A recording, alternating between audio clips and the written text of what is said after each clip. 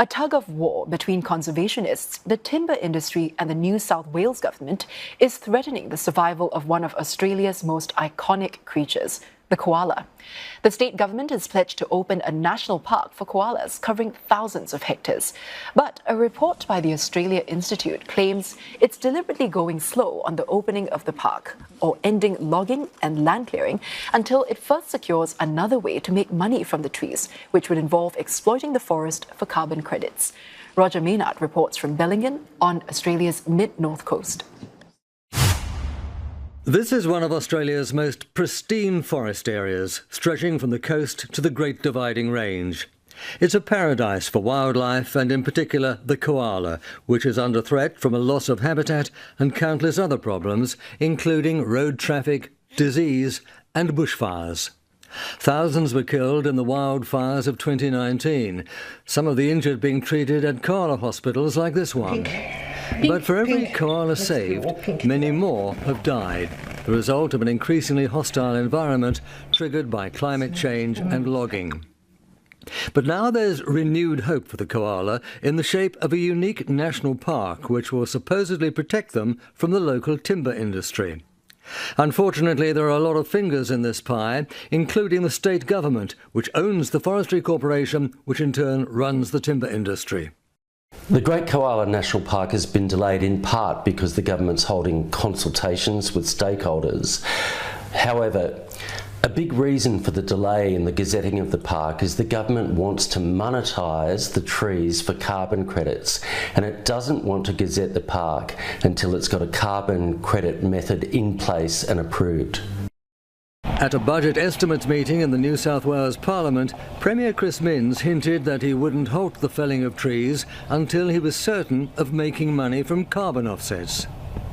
There are many industries, many companies, governments around the world that are desperate for carbon offsets, and we'll be looking at jurisdictions like New South Wales in relation to that. While logging has been temporarily suspended, conservationists fear it could resume at any moment, much to the anger of locals like Jill Everett, who's manning the barricades today, just in case the loggers return. We're here to stop equipment to getting into the forest, which is in this area here. My day started at about 5 a.m. I left home this morning to be here at 6 a.m. because we thought there was forestry equipment coming in. Fellow activist Anne Coyle, who's lived in these parts for the past 4 decades, is equally determined to stop the lorries because she believes there's so much at stake. Koala is at an absolute brink. This is our last chance. If we don't make the most of this chance, it's all over for the koala. No one knows for sure how many koalas live in this forest because they sit high in the trees and are difficult to spot. But over the past 20 years, it's feared the population along the east coast of Australia has halved. Delays affecting the future of Australia's Great Koala National Park could have serious consequences for the future of Australia's much-loved marsupial.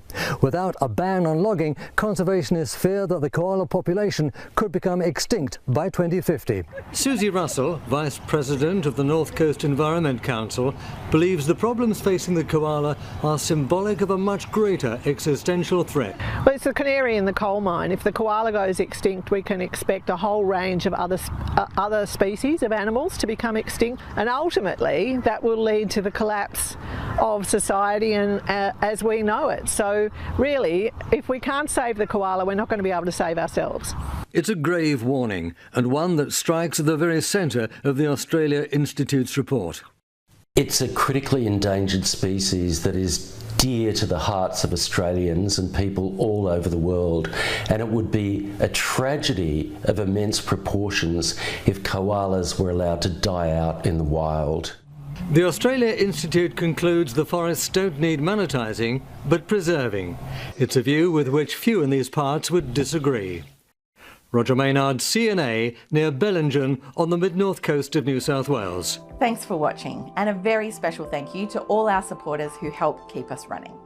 We're not funded by political parties or fossil fuel companies or government, but by people like you who know the importance of evidence-based research in shaping the critical decisions facing Australia.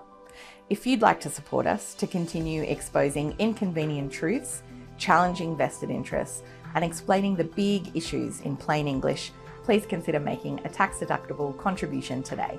Visit our website australiainstitute.org.au to find out more.